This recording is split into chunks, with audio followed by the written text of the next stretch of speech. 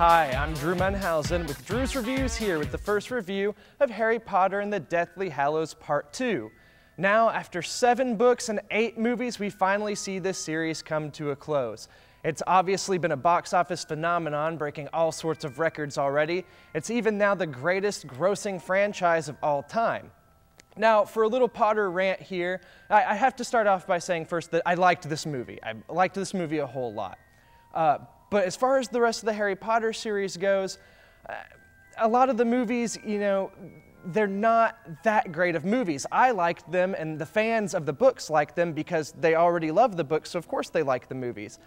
But as a whole, the movies are full of inconsistencies and plot holes, but this one here is the best one of the whole series.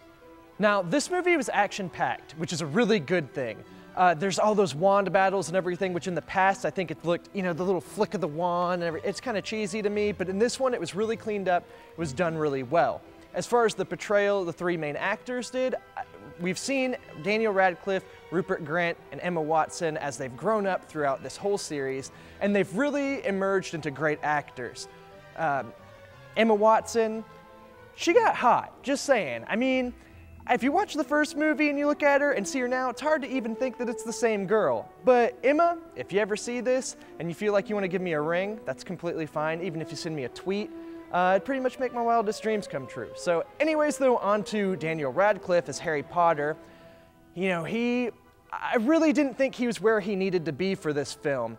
The character of Harry Potter really needed a lot of oomph in this movie, and I feel like he was lacking it a little bit. Daniel Radcliffe's portrayal of Harry Potter seemed to just kind of scrape by, and Harry Potter was lucky to get through, whereas he should be a hero that can overcome all odds. So while Radcliffe did a good job, I really don't think he was at the level he needed to be at, but it was a good enough job.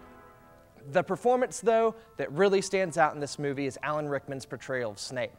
Snape is a character that a lot of people, love to hate or hate to love, and in this series, he's truly brought the character to the screen. There's a scene in this movie where all of Snape's motives and actions are explained, and it's probably one of the best scenes in the entire series. It's that good. If there's ever any performance that's award-worthy from this series, it's Alan Rickman as Snape. He was phenomenal in this movie. There's some other minor characters that they do get a moment to shine in this movie, and those moments were really awesome. There are people in the theater with me that applauded at those moments, which was really cool. But it made me wish that I'd seen more of them in previous movies. I wish that they had had more moments in the past movies so that I cared more about them by this final film, that it really made me want to cheer for them. I have had some people tell me that, they wish that such and such from the book had been in it or something else. Frankly, I think they're wrong. I don't think that there was anything else that this movie needed. It was at a good length, it was action-packed. Anything else to stop and explain something just would have slowed the movie to a screeching halt. I think it was entirely unnecessary. The movie is great as it was. Except there was an epilogue at the end. I thought it was kind of awkward. I know it's in the book, but it was completely unnecessary in the film. It was weird, it could have been cut, and the movie would have been just fine without it.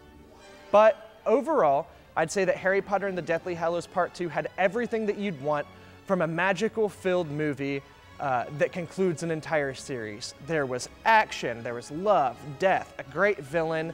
It had everything you wanted. It was a truly enjoyable time at the theater, which is why Drew's Reviews gives Harry Potter and the Deathly Hallows Part 2 an 8 out of 10.